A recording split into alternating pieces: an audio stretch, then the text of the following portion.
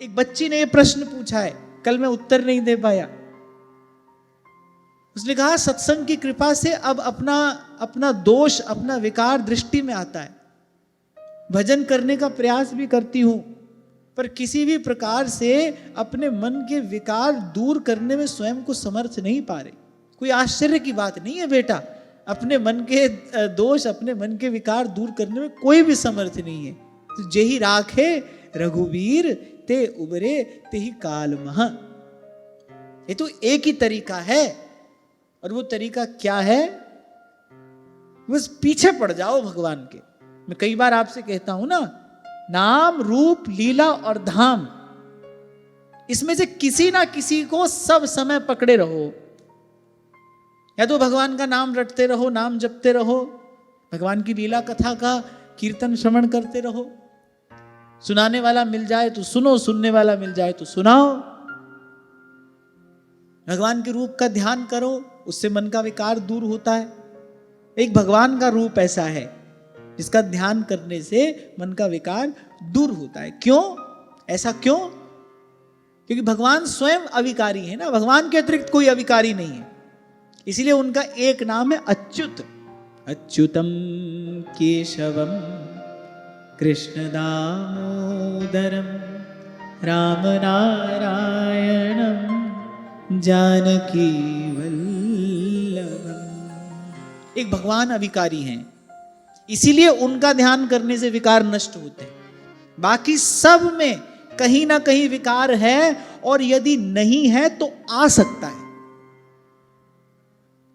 मान लो आज भगवान की कृपा से कोई शुद्ध हो गया, निर्विकार हो गया, पर भगवान के अतिरिक्त ऐसी गारंटी नहीं है भाई कि किसी में विकार आ नहीं सकता। महाप्रभु ही कह रहे हैं, पारासर सुर इंद्र कलप कामिनी मन फंद्या। पुराणों में कथाएं भरी पड़ी हैं, कहां बैठे हैं, आ गया मन में विकार, अपने पद से च्युत हो गए, अपने धर्म से गिर गए, कहां से कहां आना पड़ा, परम पद से नरक में गिरना पड़ा। ऐसी अनेक अनेक कथाएं, प्रसंग आप पुराणों में पढ़ लो। तो कोई आज अगर निर्विकार हो भी गया, भगवान की माया बड़ी प्रबल है, उसमें विकार आ सकता है। केवल भगवान निर्विकार है। अच्छा, सदा सदा के लिए निर्विकार है, उनमें किसी प्रकार से विकार आ ही नहीं सकता है। इसलिए भगवान के रूप का ध्यान करने से विकार नष्ट होता है। कुछ समय पूर्व किसी ने पूछा था ना, क्या अपने गुरु के स्वरूप का ध्यान कर सकते हैं? गुरु को मानुष जानते तेनर कहिए अंध। गुरु का स्वरूप क्या है? गुरु का स्वरूप तो प्रकाश है। गुरु का अर्थ भी प्रकाश है, गुरु का स्वरूप भी प्रकाश है। गुरु तो तत्व है, वो तो सत्ता है। गुरु के प्रकाश में भगवान के रूप का दर्शन होता है, गुरु के प्रकाश में भगवान के रूप का ध्यान होता है। इस बात को बहुत ध्यान से समझना चाहिए। क्या होता है गुरु का ध्यान? प्रकाश का ध्यान क्या होता है? प्रकाश में किसी वस्तु का दर्शन किया जाता है। प्रकाश की उपयोगिता यही है। दीपक जलाया है तो उसकी उपयोगिता यही तो है ना, कि भाई उसमें ग्रंथ पढ़ लो, उसमें भगवान के विग्रह का दर्शन कर लो। या दीपक जला के दीपक को ही देखते रहोगे? या दीपक जलाया इसलिए कि दीपक का ध्यान करो? दीपक के प्रकाश में ग्रंथ पढ़ा जाता है, दीपक के प्रकाश में भगवत विग्रह का ध्यान किया जाता है। इसलिए ध्यान के लिए भगवान का रूप है, नक्षिक भगवान के ही रूप का ध्यान करना चाहिए। यद्यपि मैंने इससे इतर भी बात सुनी,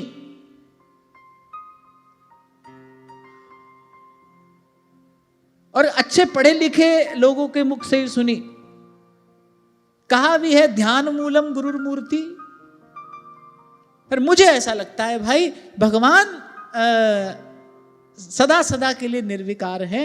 भगवान का ही रूप शुद्ध बुद्ध नित्य मुक्त है, भगवान ही चैतन्य स्वरूप है। इसलिए ध्यान के लिए भगवान का ही श्री विग्रह है, और भगवान के ही श्री विग्रह का ध्यान करना चाहिए।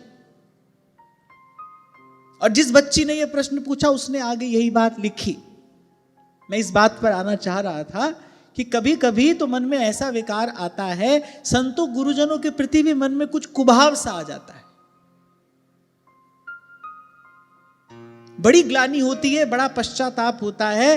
और भीतर दुख इतना बढ़ जाता है कि फिर भजन साधन से भी मन हट जाता है। ऐसी स्थिति में क्या करना चाहिए, आप मार्गदर्शन करिए। भाई ये दशा तो थोड़ी घनी सभी के साथ में है, पर उपाय एक ही है, कभी भगवान का नाम, कभी भगवान का रूप, कभी भगवान की लीला और कभी भगवान का धाम। इन चारों में से किसी ना किसी का आश्रय लिए रहोगे तो बच जाओगे और बचे रहोगे, नहीं तो रमैया तेरी दुल्हन लूटिल बाजार। नहीं तो भाई भगवान की माया बड़ी प्रबल है, उससे कौन बच सकता है? कोई भी नहीं, कोई भी नहीं। हमारे बाबा तो ये कहा करते थे, वो तो कहते थे रूप ध्यान में भी बहुत शीघ्रता नहीं करनी चाहिए। वो तो स्पष्ट कहते थे, बोले भगवान का रूप ध्यान करने में भी बहुत शीघ्रता मत करो। इसीलिए कई बार आपको कहता हूं, घट में नाम मूर्ति धरिए, पूजा अंतर्मुख हो करिए। अपने आप को इतना सिद्ध मत समझो कि हम आज ही भगवान के रूप का ध्यान करने के योग्य हो गए। भगवान का रूप ध्यान करने के लिए बड़ी ऊंची योग्यता चाहिए, बड़ी ऊंची पात्रता चाहिए। ये तो आचार्यों की कृपा है कि उन्होंने हमको भगवान का स्वरूप सुलभ करा दिया। नहीं तो जो मन वाणी से परे जो रूप है, कोई उस तक कहां तक पहुंचे, कैसे पहुंचे? ये तो संतों आचार्यों की कृपा करुणा है हम पर। उन्होंने हमको राधा वल्लभ कुंज बिहारी का स्वरूप प्रत्यक्ष करा दिया। जीव में कहीं किसी प्रकार से योग्यता है? अरे भगवान का नाम जिह्वा पर आ जाए, इतनी योग्यता नहीं है, रूप ध्यान तो करेगा ही कैसे? पहले भी यद्यपि इस विषय पर हमने बड़े विस्तार से चर्चा की थी, इसीलिए मैंने कहा था रूप और लीला का चिंतन करने में शीघ्रता नहीं करनी चाहिए। बड़ा मैला कुचैला मन है। अरे मैले कुचैले शरीर से तो हम मंदिर में भी प्रवेश नहीं करते, स्नान आदि करके शुद्ध होकर ही मंदिर में प्रवेश करते हैं। शरीर में ही तो अपवित्रता आती है जब माताओं बहनों को 3-4 दिन के लिए निषेध कर दिया जाता है कि भाई मंदिर में नहीं जाना। आत्मा थोड़ी अपवित्र हो जाती है, शरीर में ही तो कुछ अपवित्रता आती है, उस स्थिति में नहीं जाते हैं ना मंदिर में। तो भाई मैली कुचैली अवस्था में तो भगवान के श्री विग्रह के निकट भी नहीं जाते। मैले कुचैले मन से भगवान का ध्यान कैसे होगा? तो मेरा अपना मानना ये है, ये मेरा अपना व्यक्तिगत विचार है कि इस विषय में बड़ी शीघ्रता नहीं करनी चाहिए। प्रथम नाम हरिवंश हित रट रसना दिन रे। पहले नाम रटिए। और जल्दी क्या है?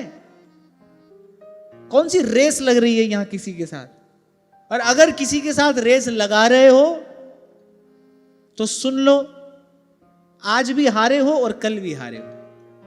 यहां तो भाई सबकी अपनी अपनी यात्रा है, सब अपनी अपनी गति से आगे बढ़ रहे हैं, कोई प्रतिस्पर्धा का विषय नहीं है भगवान की भक्ति।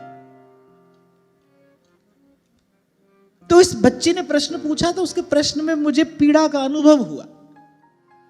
तो बेटा ऐसी स्थिति सभी के साथ में है, किसी के साथ कम है, किसी के साथ अधिक है। और इस रोग की औषधि भी भगवान का नाम रूप लीला और धाम ही है।